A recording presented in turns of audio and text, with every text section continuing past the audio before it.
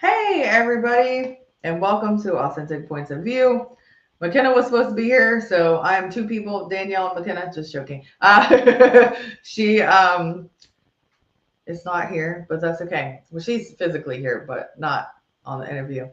And today, if you follow me, or if you're just listening, maybe you're just a listener and you don't follow me on social media. If you follow me on social media, you know that I have been I don't want to say suffering, but I've had vertigo for days and very dizzy. And I'm actually responding and acting a lot different than I usually would, but I'm okay. My brain's okay. They did MRIs, CTs, all that stuff. So I'm fine. I just am just a little different than I usually am. Just wanted to kind of start off with that because you'll be like, what's wrong with her? I'm okay. Also, I have a friend that's in the ICU right now. So I am a little off because of that as well. Pretty emotional. I'm just praying. So if everybody can pray for her, that would be great. Thank you so much. Another thing, this is going to be a trigger warning. We're going to talk about a little bit about suicide. So if you're a young one, you do not want them to hear this, please do not let them watch this episode.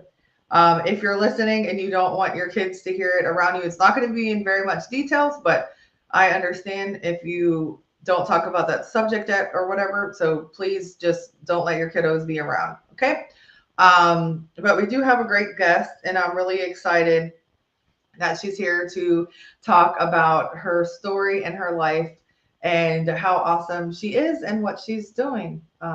So her name is Geena Hymer. I should have asked her how to pronounce that. She's a writer and she's had a passion for writing since she was 9 years old, which is so cool. All right. So welcome, Geena, to the show. Hi, Danielle. Hi, everybody. Hi. Thank you. Sometimes we have people comment like on the side and I'll try to get to them. Um, Okay. but then it honestly, when people are just listening on platforms, I feel bad for them because it's so random. Like I'll just be in a sense, I'm like, oh, hi, so and so. It's just, I'm sorry. Could be a little confusing. All right. So thank you so much for being here. Absolutely. I have been looking forward to meeting with you. So, Oh, thank you. I've been looking forward to meeting with you as well. So, like I told you, Gina, and lots of people know this, my brother committed suicide. And so this subject is very near and dear to my heart. And when somebody comes out on the other side and they're okay and they are living a great life, that makes me so happy. So I'm so glad that you're doing well in life and you're here. I am as well. Thank you. You're welcome. So, you said, well, I just read that you have always had a passion for writing. Mm. Where did the passion come from? Is anybody like a writer in your family, or was it a way to escape from things that were going on? Yeah, it was actually a way to escape.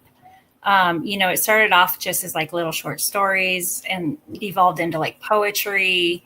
It was just a way for me to express feelings I was having that I didn't feel like I could necessarily express to a human being.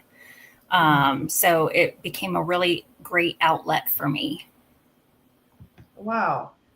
Um, so that's awesome that you had that because a lot of people, don't know what to do if they don't have someone to talk to or they don't feel Mhm. safe or whatever. So, good for you for finding something that helps you kind of have that escape. Um, Mhm. how was your childhood? Relatively speaking, overall, it was pretty typical to a lot of other childhoods. I come from a family of divorce at a young age, at 8 years old.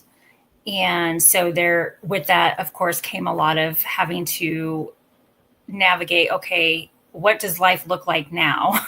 Right. you know, and so trying to decide, which parent I wanted to live with, and it was in different states. So, that as any kid of divorce can speak to, is a challenging situation. Yeah. I also had some really major hurdles and hardships and things that I had to work through. And, to this day, I'm still kind of working through.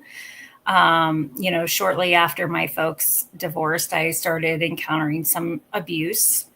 Oh. And that's what ultimately started me into the feelings of depression and the writing and just kind of experiencing a new norm and how to work through that at such a young age. Yeah, that's very difficult. Oh, I'm sorry. So, especially the fact that you went through abuse, that nobody deserves that, but especially a kid. So I'm very, very sorry that you went through that. When you were like 8 or 9, is that when you started to have some like suicidal thoughts, or were you older than that? They started when I was 9, which is coincides with when the abuse had started. And I actually had my first 2 attempts at the age of 9. Oh my goodness. Wow. Yeah. So did you end up going to like mental health facility, or what like how did you get help? That came much later in life. It was in my early 20s. Sorry if you hear the airplane flying overhead. Oh, that's okay. It was in my early 20s that I ended up in a short stint within a facility for my thoughts of suicidal ideation and self-harm.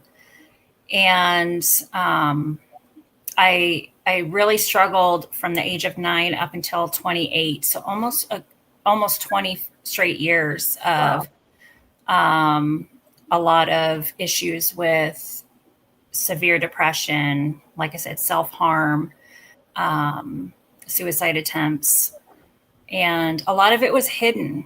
Even though I was surrounded by friends and family, many of them, if not any of them, really knew what was going on. Oh, wow. So, which does in fact make it hard to be able to have someone reach out and help you if you've become skilled, if you will, in hiding what's really happening, what's really going on. Yeah. Wow. So what would you say to parents like right now, that maybe they're in the same situation, maybe their kid is hiding, how they feel or self-harm? What would be a obvious sign that you couldn't hide? Like, what would be something that they might be able to recognize? A lot of isolation. Okay. That was very much one of my go-tos. If I was not going to school or working, and once I started working in like my teenage years, I was barricading myself in my bedroom and listening to music all day. That was my therapy. And so that was probably the most obvious sign, I would say, that I probably put out into the world. I also ended up dealing with what turned into binge eating disorder. Mm-hmm. So I was using food to cope. And but again, that rapid weight gain from that didn't happen until like my early 20s as well. So there were subtle signs, and, by no fault of my parents, but they both worked, or all of my parents, because I have, both my parents remarried. So, they worked a lot to support the blended family. And so, they were present, but not there as often to where maybe they would have picked up on certain things, if that makes sense. Right. Yeah. It's hard. My son, I won't say which one, but people probably know which one it is. He was hiding a lot of stuff. And so when people say like, how do you not know that your kid is whatever?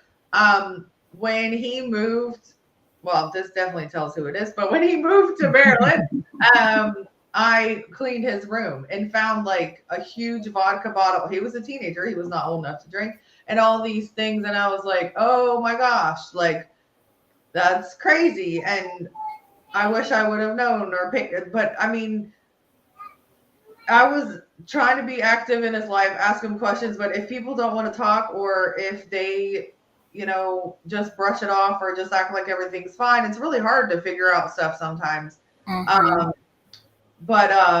So yeah, it's because some people will say it's not possible for somebody to hide this. I mean, lots of things are possible. I've had two friends within a few weeks of each other that both didn't know they were pregnant and gave birth. True story. And everybody's like, how could somebody not know? I mean, anything could happen, not the same thing. Yes. It's not even the same thing. But I'm just saying, if Exactly. people don't know a whole body is inside of them because, they might be still having periods or whatever the case may be, then anything is possible. So with your blended family, did you have anyone that you felt like you could have talked to, or was it just kind of like just a stressful situation? It was definitely a stressful situation. And I think for me personally, since the abuse happened at an early age and there within that time frame of when that was happening, I was conditioned to stay silent. And with that carried through most of my life, with any kind of stressful situation or something that I definitely wanted to reach out to someone to speak to. It was so ingrained in my daily narrative that wasn't what you were supposed to do. Yeah. And I know that can be kind of hard for people to understand too, but in that situation, there was a lot of threats being made. So I became very protective and stayed silent to protect others. So, and that's a tough cycle to know how to navigate and how to get out of when it becomes such a big part of who you are. Yeah. I mean, that's another, like you said, there's another thing. And I understand from a different perspective. I was in abusive relationships as an adult though, while teenager. And so, you do get threats and you don't know what's going to happen and you get scared and you don't know, like, is it okay to be out of that situation? But as a kid, you don't have control. Like you don't pay the bills. You can't go get a new place. I went to a homeless shelter. But as a kid, you can't just do those things. So, yeah, I'm so sorry. So with the binge eating, if somebody doesn't know, I know what it is, but if somebody doesn't know what it is, can you kind of explain, like, how did you feel, why you were doing it, and then how did you feel afterwards, and like, what exactly is it? Yeah. So, for me, I started finding it just so happened after like my parents got divorced when I was 8 that I noticed that certain foods were bringing me comfort or soothing me when I was feeling sad or maybe anxious at that young age. And as time went on, my depression worsened over the years. And so I started using food as that coping mechanism. Again, because I didn't know how to vocalize properly, how to all these feelings and things that I had not dealt with at all. And for me personally, what it looked like was I would sit down with the intention of consuming large amounts of food, like a day's worth, maybe in a sitting. Just to kind of push down any uncomfortable feelings that I didn't want to feel. And, I would eat to the point of making myself absolutely sick, and nauseous. And I would let that subside. And then sometimes I'd go dive right back in, and have a couple of binging episodes throughout the day. So it looked differently for me, each day. But that in itself got worse as a young adult. A week before my 21st birthday, actually ended up being assaulted, at a party. And so after that happens, I'm already have all of this unresolved abuse stuff going on from my childhood. And after that happened, I guess you could say I kind of gave up. And I had this pure intention of using food as a tool to build, what I refer to as a body of armor. Because I felt like if I presented myself in a certain way, then perhaps no one would want to harm me again. Oh. So, yeah, it became a very vicious cycle, that went on for many years. That's so sad. So what was your like aha moment where you were like, I can't live like this anymore. I've got to fix things? Or when did you figure out like it's a problem, the binge eating? And So for the binge eating, I'm actually 10 years into my recovery, good. which is Awesome. something I'm very proud of. And I say recovery because, it's a daily choice to recover, having gone through that for so many years. And, but 10 years ago, I made the decision, after experiencing a mortifying, body shaming incident, not once, but twice, on an airplane situation. I made the decision to really take matters into my own hands because I was tired of, the cycle I was in. I was tired of not being mentally healthy as well as physically, unwell. And so, I used both medical and faith-based interventions, to, redirect my life. I just needed to. And, I've been very successful in a lot of ways. I've gotten my body into a much healthier state of being. I was able to go off all these medications I was on that I didn't want to be on. And like I said, my faith played a big part in that for me. And I just continue to lean into that, even in the hard moments today. And finally found a really good, therapist that is the best fit for me. And that can do huge wonders as well. Yeah. So, yeah. Well, that's awesome.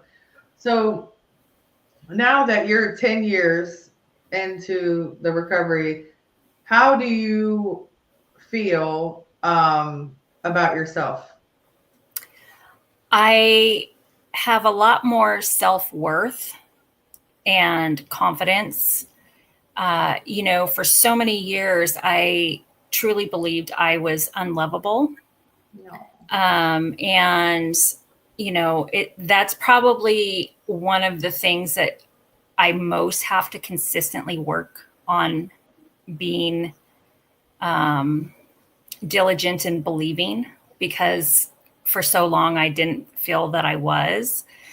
So much so I even got the word love tattoo on my ring finger as a constant reminder. Aw. And, I know that I'm worthy of being loved and loved well.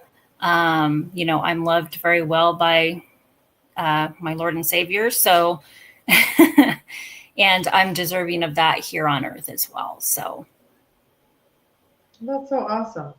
So what oh, somebody said no sound. Well, who can you not hear? Let's see. Sorry. uh-oh. That was 33 minutes ago. Well, hopefully they can hear us. I hope so. You And can hear me. the comment didn't come to I don't know how that works. So like on StreamYard, I can see comments like in front of me. They're open, but it doesn't say it. So can you hear us now? I know. So fun. I think that's when we started. It said no sound. Let's see. Oh, no sound on that. Okay. Don't mind me. I'm No, trying to you're figure. good. Usually McKenna is my Your tech. tech support. My child. Okay, I think they can hear us. Anyway, now they heard all that too. Like, what is happening? Okay. Hey, I am so authentic. It's over there. See, I don't know which side it's on. Um, that's just me. All right. So, ta-da. Now I lost my stuff. Okay. So, what would you tell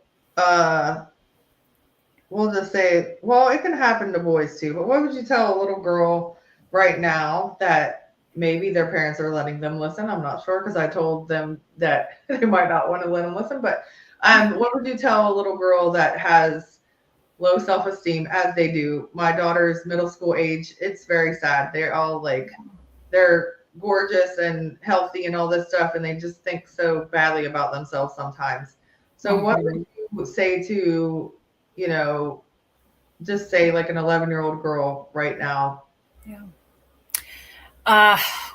Yeah, definitely, society narratives played a lot into my own personal belief system over the years. And you really have to be intentional and learn how to drown out that noise. It all starts with us loving ourselves first. I semi joke around with people when I tell them, if you don't think you're awesome, no one else can. So, um, you know, I am very like what I do to help with my daily thought patterns is I make sure that I start my day off in a positive fashion. So many of us are so used to whether it's hopping on social media if we're old enough and scrolling first thing in the morning, right? And so what you're feeding your brain plays a big role into your own belief system, the game of comparison and things like that. It doesn't matter what anybody else looks like, what anybody else does. At the end of the day, you're uniquely you, and you are beyond perfection in the form that you're in. And so you just got to lean into love. Yes, I love that. Lean into love. That's great. So, you talked about how your faith like helped Mm-hmm. you. What are some ways that, like, were you religious your whole life, or did you like find Jesus like later on in life and that's what changed some things, or how did that journey go? Yeah, I was brought up in the church, and because I went through so many challenges growing up, I held God at an arm's length for much of my life.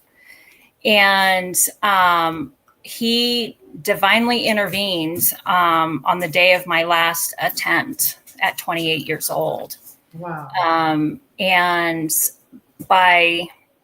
I know he nudged the friend that I reached out to pick up the phone in that moment. And that's what ultimately saved my life. And so, but it's been really more so like in the last 5-6 years that I've really dove, head first into my faith. And I'm very much on fire for God at this point. And I've seen the way that he has lifted up my own personal strength for me to see and proven to me that I can get through anything. There's nothing that can be thrown at me that I cannot withstand. Aw, I love that. And that's very true. Like, that's like one of my messages that I talk about too, because everybody's worthy and everybody's capable of amazing and great things. And so thank you for saying that. It's really important, and it's really hard to know sometimes when you're going through so much that, like your self-worth or to love yourself. It's very difficult. And we should do it, but at times where you're like, everything is not going the way Yeah. that we think it should. So that's great that you have that faith and that you believe, and that for 10 years now. So that's so awesome. That's the binge eating. But since your last, you said you were 29. Did you stop? 28, yeah. 28. Did you stop the binge eating and that around kind of the same time, or? No, the binge eating stopped just about 10 years ago. But my last form of self-harm, as far as, suicide attempts or cutting or whatever that looked like, that stopped 19 years ago. Oh, wow. Good. That's amazing. Yeah. I just aged myself, but that's okay. That's okay. It's okay. I am I'll be 43, and I am a grandmother. So there's my age too. Did you ever have, I'm trying to comment. I'm sorry. No, you're okay. I'm seeing a couple of comments.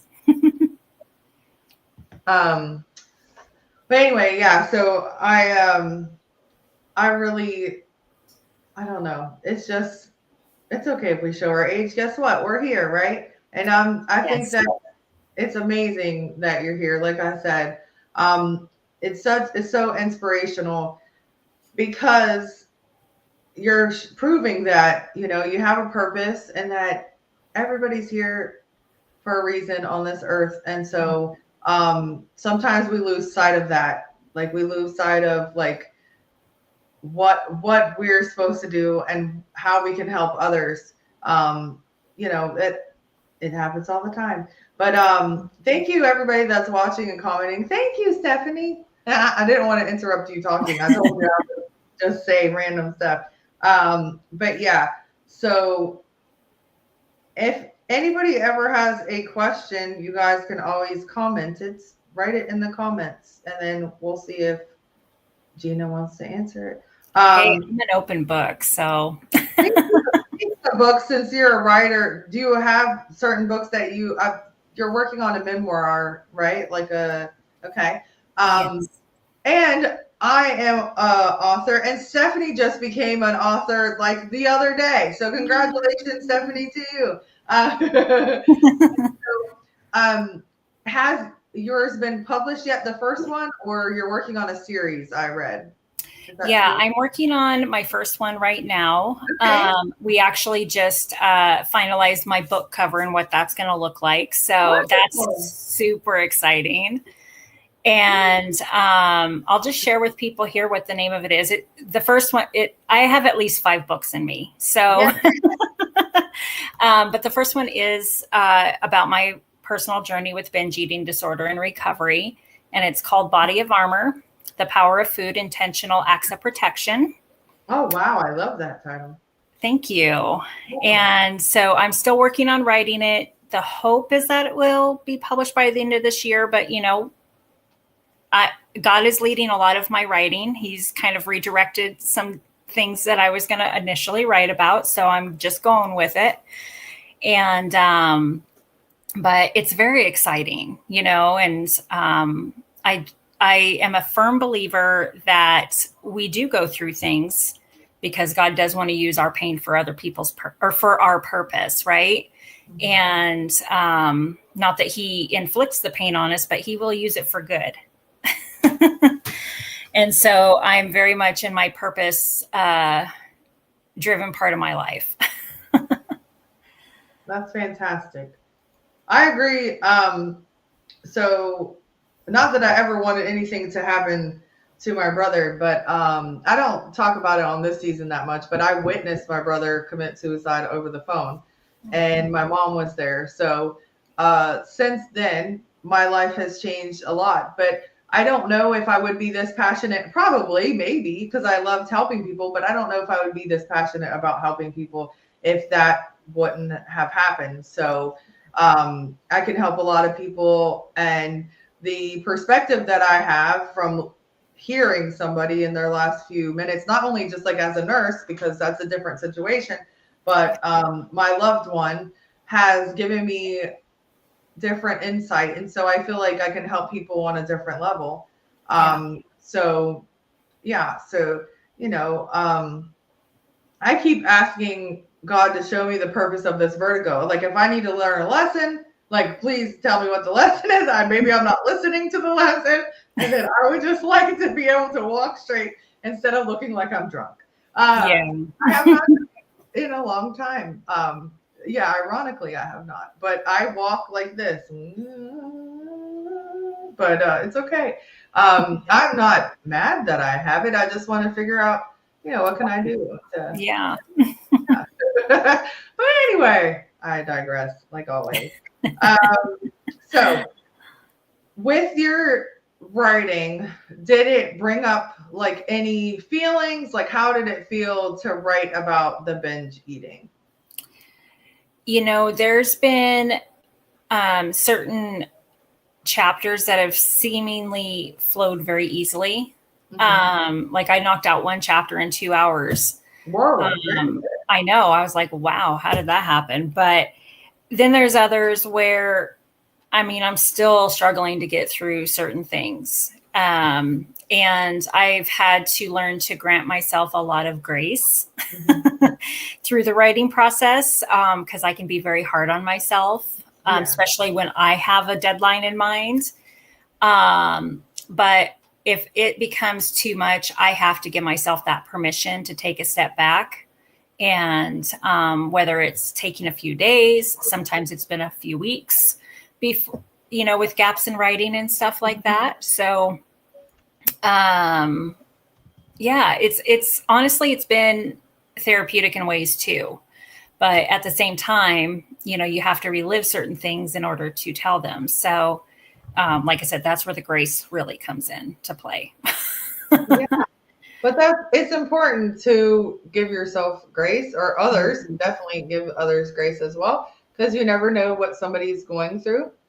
I'm not good at typing and talking. But yeah, so it's important because nobody's perfect, and we learn, hopefully we learn from things that, we've done, or I'm a big, strong believer in forgiveness. That's one of the things that I do with my coaching, because it's, to me, was something that helped me move on and heal, because I was holding on to, I couldn't save him. Right. And actually, that's a chapter in my book, but not, there really is a chapter in my book. I couldn't save him. But anyway, so it was something that I had to realize that there's nothing else I could have done differently. And also, you can't go back in the past. Right. So things that we think like, oh, just like with my parenting, I became a parent at 18. And so there's times where I was like, well, probably shouldn't have done that or responded that way, but you can't go back and change it, right? All you can do is learn from those things and kind of adjust and adapt how you do things in the future, or how you allow yourself to react to things, right? So those things are important. So yeah, I love that. And my daughter's middle name is Grace. So I love it. Cool. But did you ever, this might be a touchy subject, you don't have to answer it did you ever have kids, or? I never was able to have kids. Aw. Yeah, I have a dog instead. That's a kid. My dog he's a big kid. What kind of dog do you have? He's a little 9-pound terrier mix. Oh. Yeah, he's really sweet. He's laying out in the sunshine right now. So that's awesome. How long have you had him? I adopted him at 3.5 months, and he'll be 4 next month. So, Aww. Yeah, he's just a wee little thing. but That's so cool. love of my life. That's awesome. So sometimes, animals can save us and keep us like grounded and let us know that we are loved, and that's awesome. Yes. Something that I love that you said, which can prove that you're a writer, but you said that you have chosen to rise above the ashes of the darkness that tried to burn you to the ground. Hmm.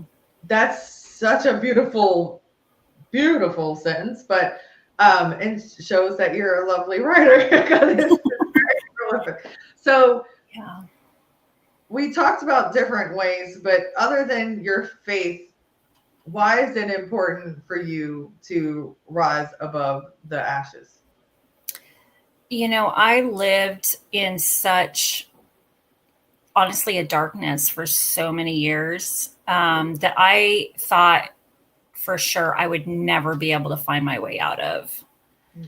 And for me to have turned that corner, even years later, several years later, um, it's hard to really put into words how, um, I guess in some ways astonished I was, because I felt like I was just being buried day after day in quicksand, and I didn't know. Um, yeah, like I said, it's kind of hard for me to even put it into words. Yeah, Be it a writer or not, sometimes words just don't come to you. that's But right. yeah, yeah, if you've been there, so yeah, I mean, it's just a true blessing that I've been able to take a totally opposite road to where I could have ended up. I'm thankful every day of my life that I am here to um, help others, because that is what is most important to me at this point in my life. And, it doesn't matter if I help one or I help 100 or 10,000. It doesn't matter to me. That's what will make it all worthwhile for me. Oh, that's beautiful. Yeah. It's very important to help people. That's I agree with that as well.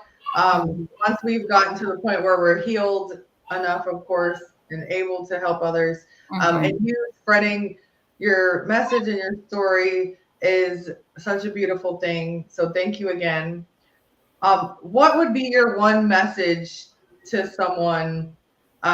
Just like what, maybe that sentence is it, but what's your like soul message that you just like want everybody to know? That first and foremost, they are loved, they are heard, they are seen. You don't have to um, live in a state of uncertainty or silence. You know, it even if you can identify just one person, it might not be the person that you think it is or the person that you want it to be.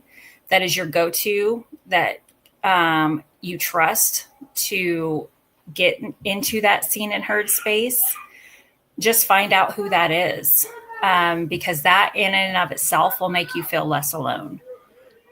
Because depression and abuse and all of those things is so isolating, and it's so easy to stay in that state of isolation. um, and my go-to person was certainly not who I thought it would be or wanted it to be, and I had to be okay with that, because at the end of the day I still had that person, right? So yeah, we really don't have to suffer through anything by ourselves. It's just coming to that realization and understanding. Yeah, and that's hard. And like we said, like for a kid, that's even more tough because Mm-hmm. sometimes the ones that you are supposed to trust and supposed to love you are the ones hurting you, and that's heartbreaking. And Sure. Mm-hmm. so yeah, and so again, I'm sorry you went through that, but it's so hard to right, figure that out. Like, who can I talk to if this is happening in my own home, as a kid? But hopefully you have counselors at school or certain friends or people that you can trust, or like a adult that you trust, and that you can not suffer alone, not in silence, because nobody deserves that. There's so many people that love you and want to help you. So yeah, that's tough situation to talk about in the story, but It is. yeah, but I'm glad that you're doing it. I'm so glad that you're writing that book. My friend asked, where would it be? Like, is it going to be on Amazon once you get it published, or? It will be on Amazon. It'll be on my website, which is geenahymer.com. It will, and you did pronounce my name correctly. Okay, good. I was going to ask you. Usually I ask, but it's just been a weird few days. So yeah, and it'll also be on my publisher's website, which is Hope Books. So, but if anybody wants to follow, the progress, and I post all the podcasts and speaking stuff that I do on my website as well. So they can feel free to do that. They can find me on Facebook or Instagram. Everything's under my first and last name to keep it really easy. Okay. So that's awesome. So there was one other thing that was. Yeah, I'm loving all of these comments. I appreciate. Yes, I am still a mom. Oh. Yeah, so I never post the comments here, but I did this time because I think that's kind of cool. I didn't even know I could do that. Geena, I learned something new when my sidekick is not here. I just started pushing. Yeah, McKenna, and with McKenna, I'm very proud of her because, like I was saying to you, she helped with the Suicide Awareness Week. And we got a lot of, I don't have them down here, but we bought a lot of things. This is my one bracelet that it says I wear teal and purple for someone who meant the world to me. So, but we bought a lot of different charms and different, I think there was bracelets, there was a few other things, stickers, and then they passed them out to the kids. So that was my way of contributing. And she loved doing that. So I'm so proud of her. And she's like doing it for her uncle, but she never got to meet him. So, so it's pretty sweet. And let me just go back and ask you. So if you could go back in time, this is a question we always ask, but yours is going to be a little bit different. I'm going to do two ways of the question. If you can go back and tell your 13-year-old self something, what could it be? And part B, if you could be a kid again and be a friend to someone that is going through something like that, what would you tell them? So two different things. Well, starting off, if I could say anything to my 13-year-old self, that was a trying age for sure. Because we have enough going on as it is. Yeah. Sure. I would remind her that she is important. And again, I keep going back to the same word, but loved, because I was certainly struggling a lot with that at that age. I know that in looking back through the binders of poetry that I wrote in my teen years, I wrote a lot about love in some way, shape, or form. No. And then I guess I would also tell her, just you wait, things will get a lot better. You just hold on. There's great plans for you.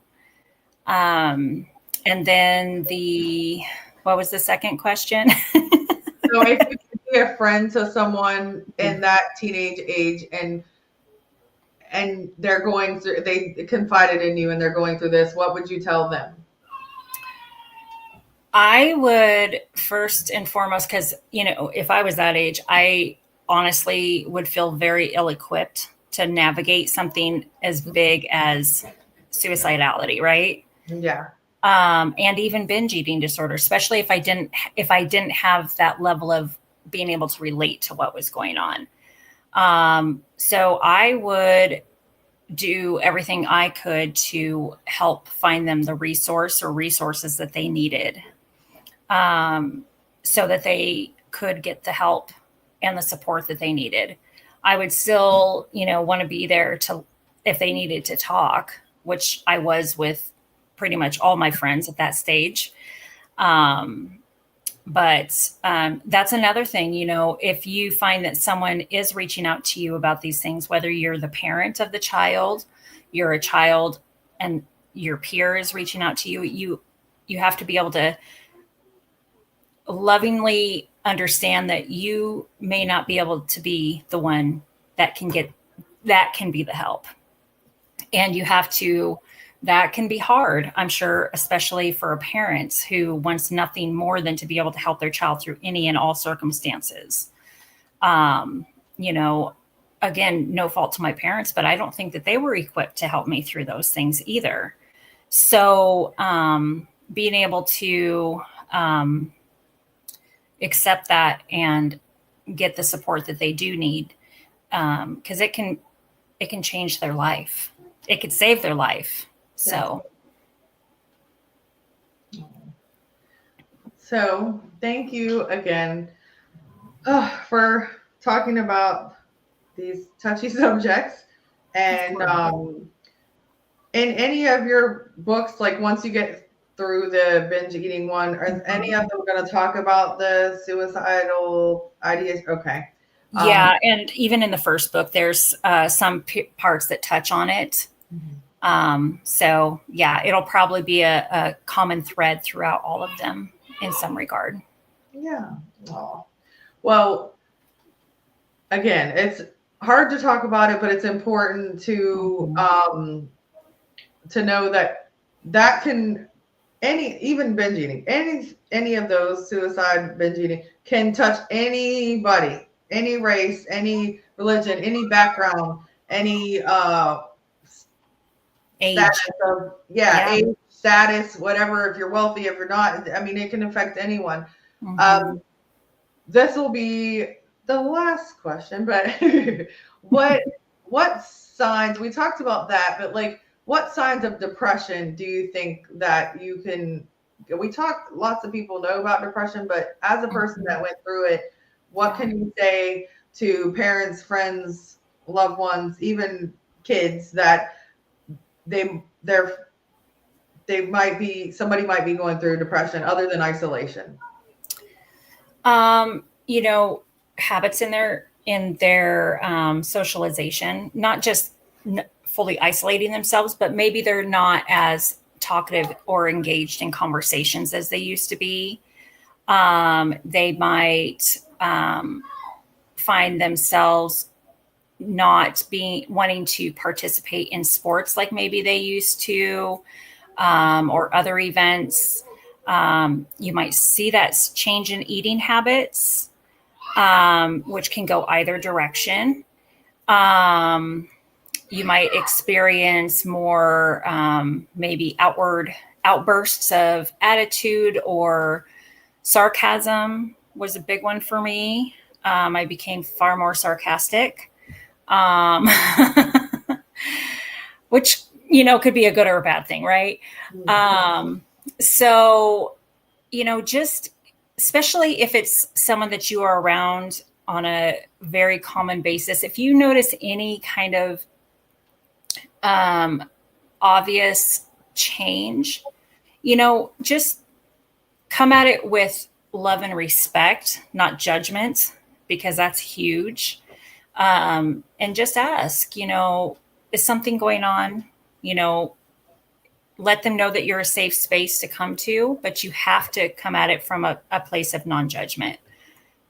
Because if they feel as though that is that trust piece is broken, it's hard to get that back, especially if they're already going through something. Yeah, that's very true. All right. Well, thank you so much. I'm excited to message me when your book is out, and I will get it. And I think it's important for young girls to read that as well because, um, eating disorders are more common than we know. And again, lots of people don't talk about that stuff. So you're so wonderful. I'm so happy that you're helping people and that you're here and you're talking to us. And I hope you continue to have a very blessed life. Thank you. This was a blessing just to be on your show. And I appreciate all the loving and kind comments from everybody. And it was just a great conversation. Yes, thank you so much. You're gonna make me cry because I'm in a lots of stuff going on. So all right. But it was great talking to you as well. And once your book comes out, feel free. I'll have you back on. I'm booked all the way till August, and by the time that happens, I might be booked until a few more months, the whole year. But I would love to. But I'm glad it's awesome. But I would love to speak to you again and bring you back on once you have your book. And good luck with the finishing of the writing process. And Thank you. You're welcome. All right. I hope you have a wonderful day. The show will be at 3 next week, and Mckenna should be here. Who knows? It's always who knows? Who knows what's happening on this show? No, I'm just joking. Anyway, so thank you so much, Geena. You have a great day. Everybody that's watching, thank you so much for watching. And you guys also have a wonderful rest of the day. Bye, guys. Bye.